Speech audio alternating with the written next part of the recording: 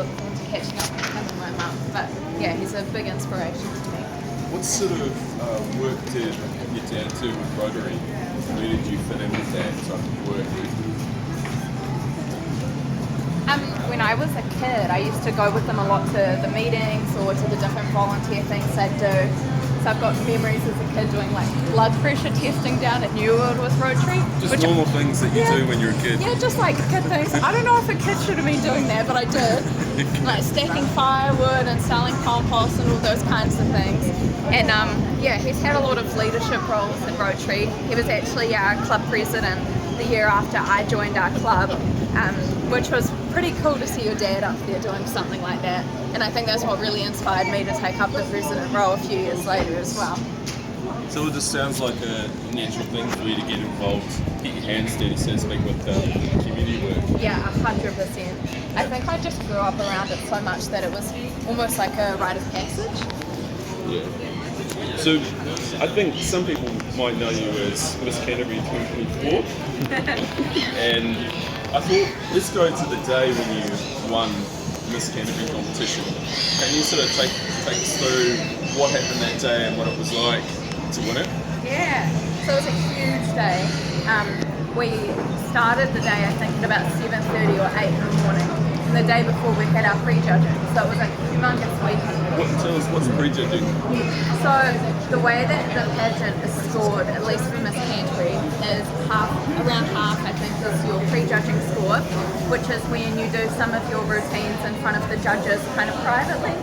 So that's where you'll do like your resort wear, your evening gown, your interview, your talent, and you also present the judges with your booklet about your charity work and your environmental work.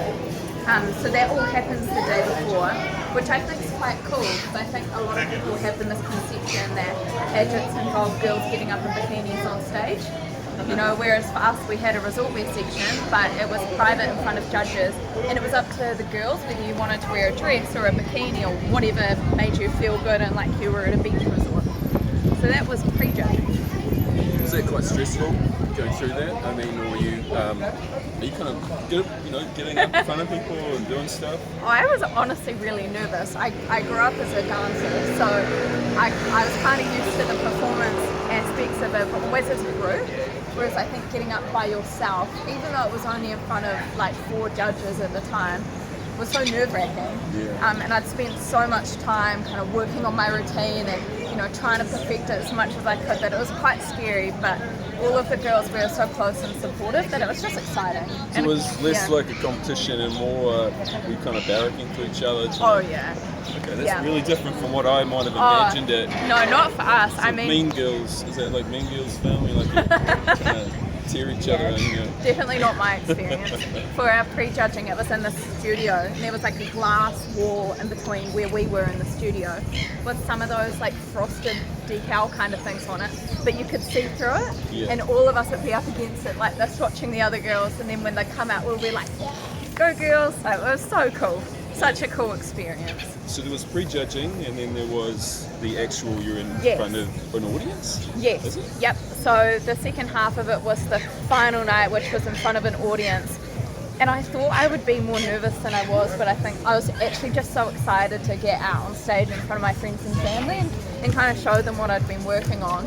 And I could see them from the stage. So it was just really exciting to make eye contact with them and give them a little wave when I came on. It was a lot of fun. I think honestly the most stressful part about the final night was the rush of getting changed and unchanged between outfits. So how did it come about you were, Miss Canterbury, was it all of you had to sit and wait in the audience, and how did that actually happen? Yeah, so on the final night we had a couple of categories. So first we did our contestant introduction where you'll go on and you go up and say, I'm Paige Sullivan, proudly sponsored by one agency, and everyone does that.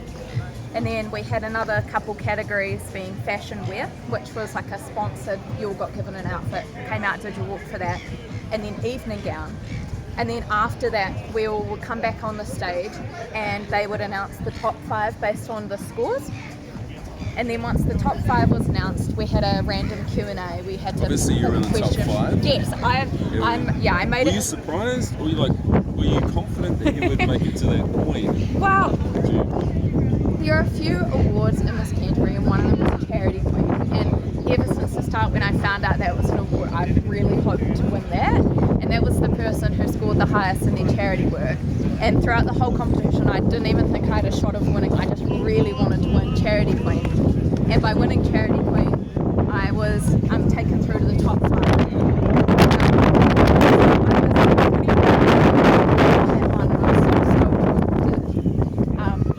But I kind of expected that once I'd won Charity Queen, then maybe I'd get fourth or fifth. I didn't think I had a shot of actually winning.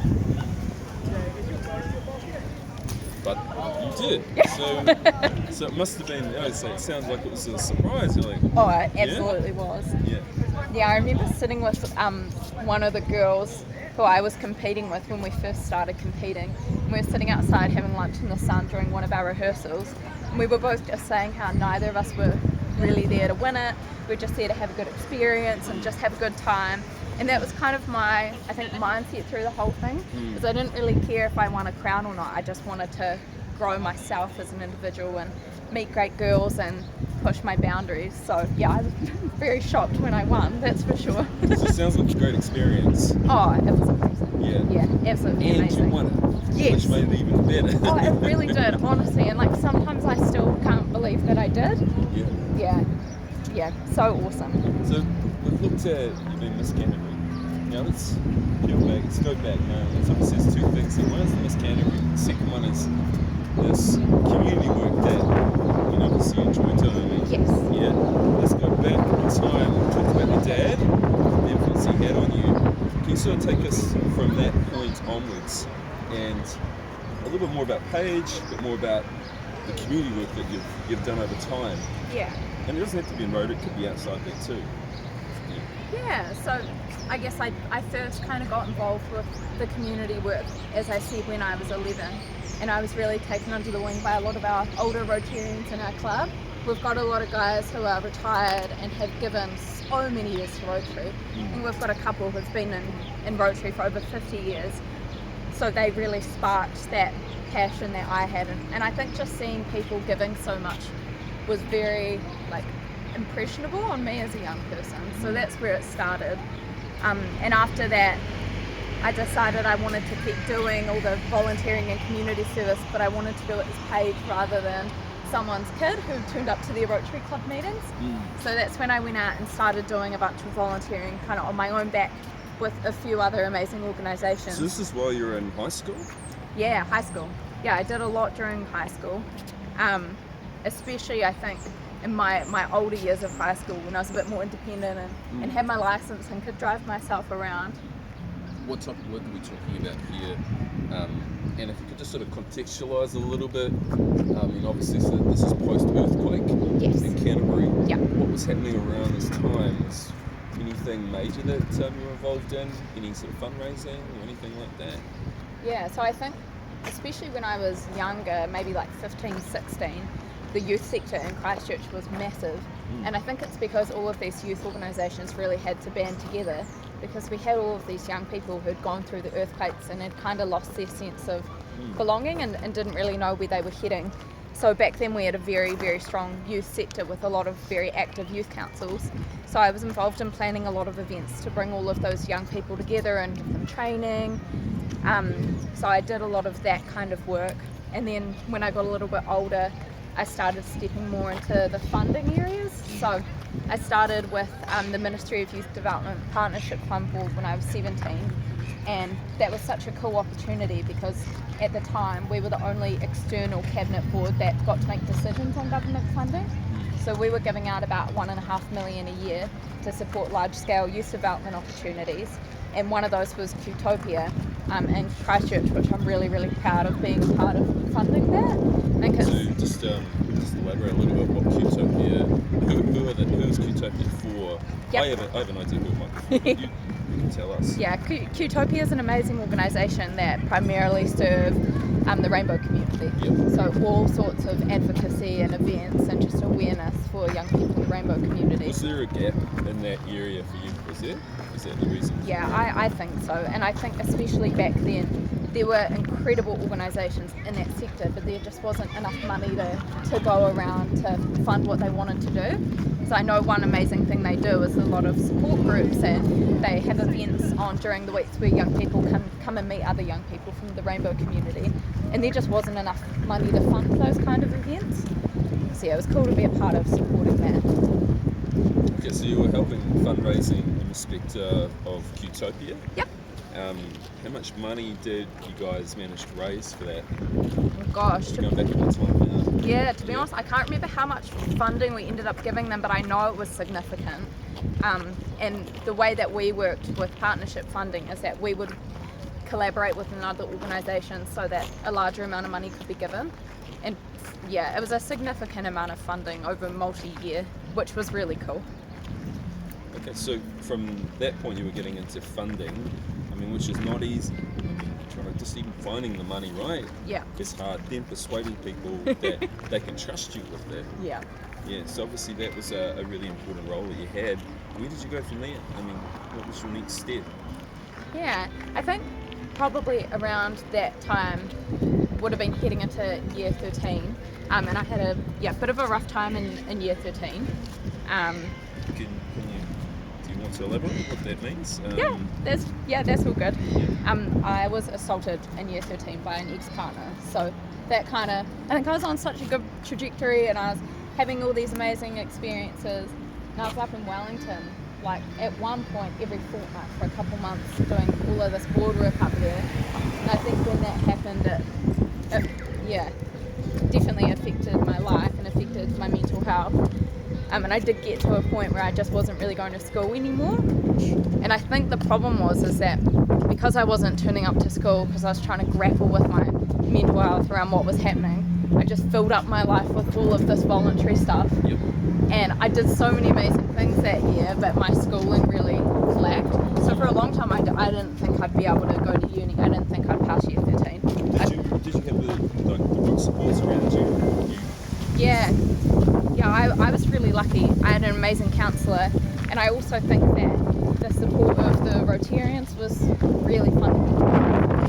Kind of coming back into that environment with these older people who cared so much, and all of these amazing people I'd met through the voluntary sector was so supportive. And I did end up passing all of my exams, which I was pretty stoked with because I'd failed all of my mocks. So yeah, I pulled myself up and got there, and then kind of tried to get back on the right track again. So in a way, the sort of the work that you put in, I mean, these people were helping you get back to you and support you at the time when you actually needed it, which doesn't always happen. You may not always realise that day will come, right, when you need that help. Yeah. At that time. I think as well, just like even little things like being able to go and sit in the counselling block at school and sit there and do my voluntary stuff and plan these events. It was such a good way for me to get my mind off what was happening and kind of give my mind a bit of a break and do something that really filled my cup. And I think that's why this kind of work's so important for other young people, because it can give you an outlet for what else is going on in your life, while giving you an opportunity to make such a difference and meet people who will support you. So that obviously was a big moment in your life. Yeah. That time was a big moment. Yeah. Where did you go straight into uni after that? Was that sort of your choice to take your time off? No. Keep going? I was planning on taking a gap year, but I decided that if I took a gap year, I know myself too well and I know I just would never have gone and done it. Yeah. I've never been a super A+ academic kind of person. You know, I'm a little bit more well-rounded than being a A+ excellence. So I decided to just head straight into uni and get into it. And I actually did a lot better at uni than I ever did at school. Way better at uni. Gosh, don't tell your teachers that. What do you think that was? I mean, what was just any particular reason? More independence, more... Yeah. More what? I think that's what it was. I think that, for me, I didn't feel super supported when I was at school with my learning and my education, whereas I think I've always been such an independent person and really ambitious and driven in my own right, And I think that heading to uni where, you know, a professor's not going to come and tell you off if you don't submit an assignment, that's just up to you to do it for yourself. So I think being accountable to just myself was the push I needed to just get things done. And I just love the independence and the flexibility, you know, being able to go to my lecture in the morning and then go do voluntary stuff in the afternoon. And where did that fit in there? I mean, did you prioritise one versus the other in terms of uni work? Did one take a back seat with uni work? What happened there? Definitely a lot of times where uni would take the back seat and it would be the night before and I'd be smashing out an assignment, but they always got done no matter what, and I'm sure a lot of other students feel the same. I'm sure you did when you were at uni. It always gets done, even if it's the night before, if it's the week before, month before, it always gets done. So I never missed anything, but there were times where I was in meetings going, I have that essay due, I haven't even thought about it yet. Occasionally knocking on the door of a lecturer can be helpful. Hello, this is happening at the moment, can you do an extension? So during this time, did you keep, what sort of voluntary work were you doing? Was it at uni now, or was it, what space were you still focusing on high school students, the youth? What was happening there?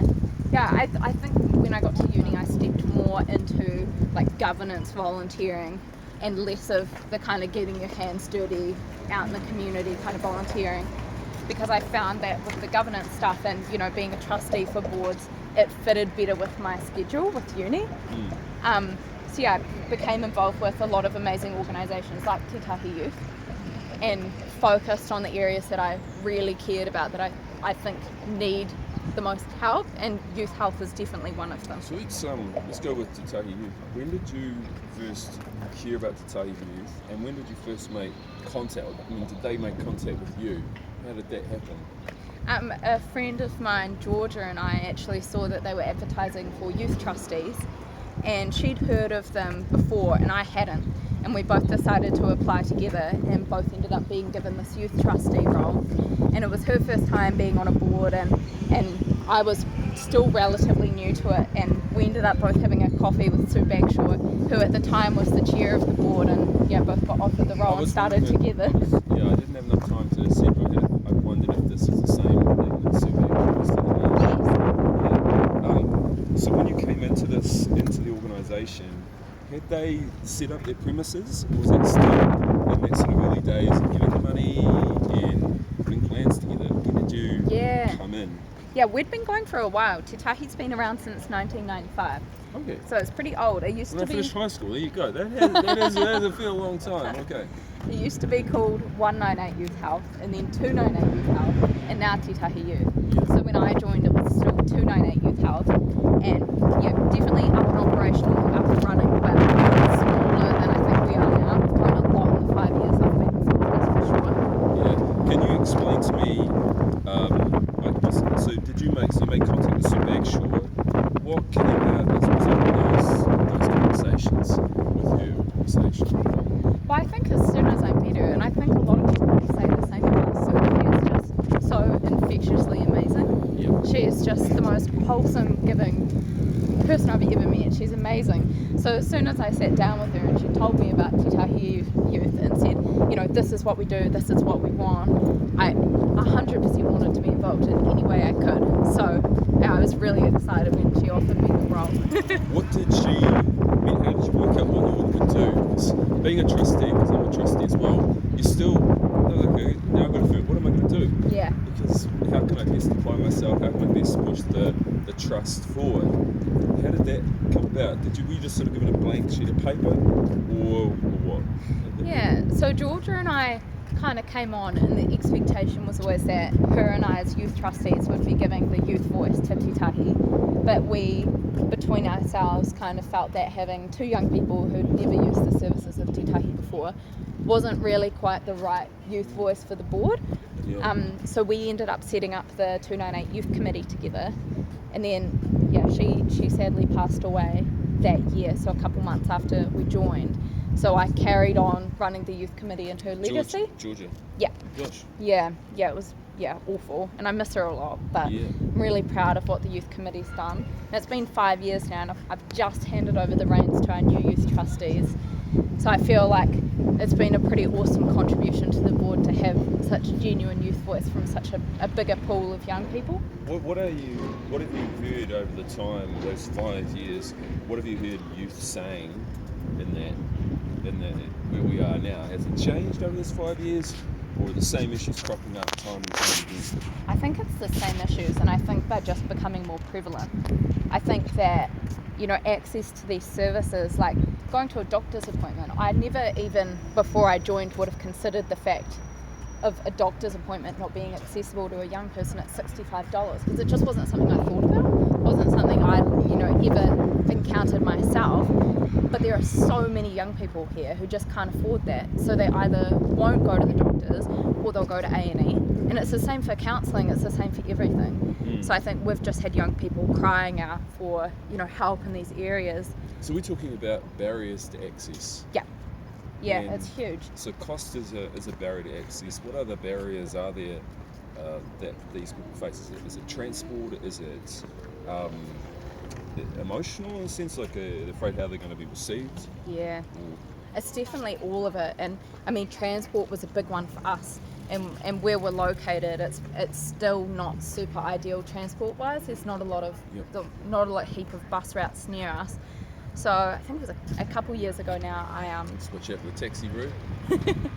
I fundraised and got a car for Te Tahi youth using all the Rotary clubs in Canterbury. Yeah. So we got them a brand new car, and that's really helped for them to be able to pick up young people for appointments, and even like little things. If you've got a young person in who's pregnant, taking them down to have their baby scans. Like, how else are they going to get down there? Things like that. So transport's a big one, and as you said, the emotional barrier of doctors for a lot of young people, they've got trauma around how they've been treated and what the experience is like, so we try and make it quite different. If you've ever been in there, it doesn't feel like a clinical, clean kind of white wall space. What is it more like if it's not clinical? Is it like someone's home? Is it more like a... Yeah, I think it's a good way of describing it. I mean, it's still got to be, clean and sterile because it's a clinic, but, we've got some of the staff dogs who'll be there sometimes to hang out with patients. We've got colourful walls, we've got comfy couches, puzzles, colouring, all bean bags, that kind of stuff to make it as comfortable as we can. And we've got a free clothing rack, which is really awesome for young people to come and take clothes.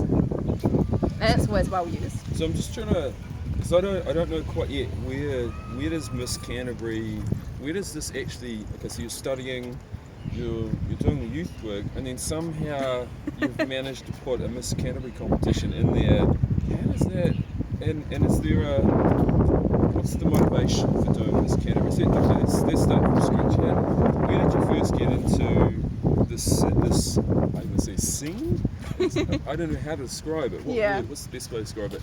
How did you get into that? Was it somebody who said, was there another person who suggested, hey, I've got this? What was the initial opportunity? Yeah. I think a lot of people ask me the same question of how does that fit in? Why are you doing that? So I get asked that a lot, and for me, I guess it was two things. One being that I'd found out that my nana was Miss Canterbury in 1958, and she'd passed away in 2013. How did you find out? Was it family secret? Yeah, we had some photos around it. We just and I think because Miss Canterbury hadn't been running for so long, I'd never really seen it. And we were looking through her photos and found some pictures of her wearing a sash. And then when I saw it come up, I was like, oh, that's kind of cool. I feel like I have to do that. So it's pretty special. So your grandmother inspired you. Yeah. I just thought it would be something that I could do to honour her legacy and I guess kind of follow in the pathway of something she'd done when she was younger. So that was kind of the first half of it. And the second half was when I found out that so much of Miss Canterbury was based on like genuine community involvement and being involved in charities. And I honestly saw it and thought it was such a cool platform to not only support new charities but also create a platform for the charities I'm already supported. So that was kind of my motivation behind it. And also I thought it was a cool opportunity to just do something for me and grow my confidence. Because I do a lot of things for other people. It's something I could just do to grow myself. Do you find that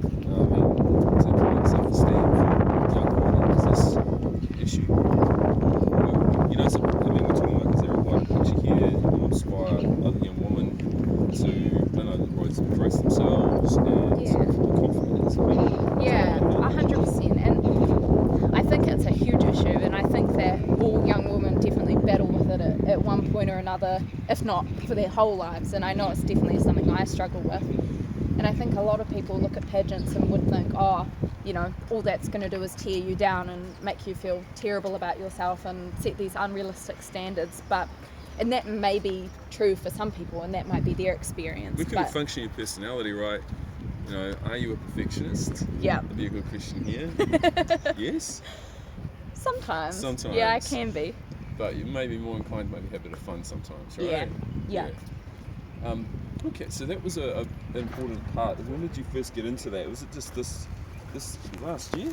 When the process started? It started around November, December last year. Yeah. So this is actually quite quick. This has all happened really fast, right? Yeah, really fast. And, okay, so just take me through this process. I mean, what does it involve? I've never been involved in anything like this. Take me through this territory. Yeah, so there's a lot to it.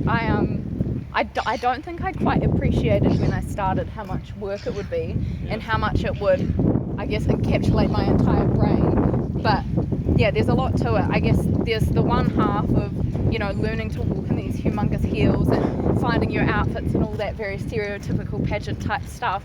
But then there's also, you know, environmental action as part of it. So, you know, doing good things for the environment. Did you have any misgivings? I'm trying to think of the word. Any doubts that this was the right thing for you to do? Oh, many times. Yeah. Yeah. Like, what was in your head? Because I'm just thinking, some people, just say I don't know who they are. Some people might go, hey, this sort of thing is outdated. Yeah. Hey, we shouldn't be doing this thing anymore. It's got the wrong idea behind it. Yeah. Did you have any of those ideas in your mind? I think definitely when I first got sent the kind of entry pack, and I talked a lot with my partner Will, and I was like, oh, I don't know if I'm gonna do it. Like, I'm not sure. I don't know what it's gonna be like. But I think as soon as I had that first day, and I met all of the girls, and I met Meg, who's our amazing national director, and she, like, in herself, the woman that run Miss Canterbury and Miss New Zealand are just powerhouses. I mean, Meg used to be a mechanical engineer before she did this, and she just does it for the love of it. So I think meeting these amazing, inspiring women, I was like, actually, I don't think this is what a lot of stereotypical pageants are. I don't think this is going to be my experience. So as soon as I had that first day, I was like, no, this is the right thing for me to do. Good. Yeah. And so that day one was pretty much, yep, I want to do this. Yeah. What happened from there? I mean, what sort of work did you have to do to get prepared for it? Yeah. So lots of practice with the walking. So I was at the studio multiple times a week and doing our rehearsals on the weekends, and also planning my charity event, which I think took the most work out of anything. So this is part of the competition. You have to run some event, raise money? Yeah, so for your charity score, it's kind of split into two. There's awareness. Yeah. So awareness for our awareness charity, which was Brave New Zealand, which was founded by Jess Tyson, who was a former Miss New Zealand. Yep. And it's an amazing charity all about preventing sexual violence, so education in schools. So part of it was raising awareness for them, and then the other half was raising funds for I Am Hope. So I did... Have I heard this one before? I'm trying to think. I Am Hope. They do Gumboot Friday, which is free counselling for young people in New Zealand. Yep. Yeah, so they're pretty amazing. It was founded by Mike King. So when I found out what the two charities were, I was like, oh, they're so aligned with me, like definitely something I can get behind. So yeah, I ran a fashion show for I Am Hope and ended up raising $9,000 for them through that, which I was really, really stoked with that. A lot of work, but it all paid off. I just got to say something, you know, some young people out there are probably all about having fun, going out drinking and doing all sorts of things, but just given what you told me, it sounds like you wear would you say it's like a heavy load that you're wearing? I mean, of responsibility, of doing things for youth? I mean, how do you see that? Do you see it as a burden? I mean, or do you see it as something that you just simply love to do and it's part of who you are? Yeah, I mean, I definitely still go out and have fun and drink and do all the other things that young people do. Yeah. Because I'm still a young person myself, and I want to make the most of being young and having fun. But I think that work is just who I am, and everyone knows that. You know, my friends know that, and I think they value that I can still go out and have fun and also do this work. So when they can't contact you, they probably have an idea where you are. Well, you're Yeah. somewhere doing I'm some event or involved with somebody. Yeah, I'm the most horrific person at responding to messages, so they know if I'm not responding, I'm probably out doing something like that. Yeah. And they do come to a lot of it with me. My friends are incredibly supportive. I'm very lucky. So you're into this, not like a tunnel, I don't know how to describe it, you're getting towards this, so you're trying to think, the end of this big event, and it culminates in the big day. Yes. Yeah. Tell me, how did you, and this may be important for something called, how did you handle the pressure? The pressure of competing, the pressure of being on stage and being judged. I mean, that can't be easy, right? Yeah, definitely not easy.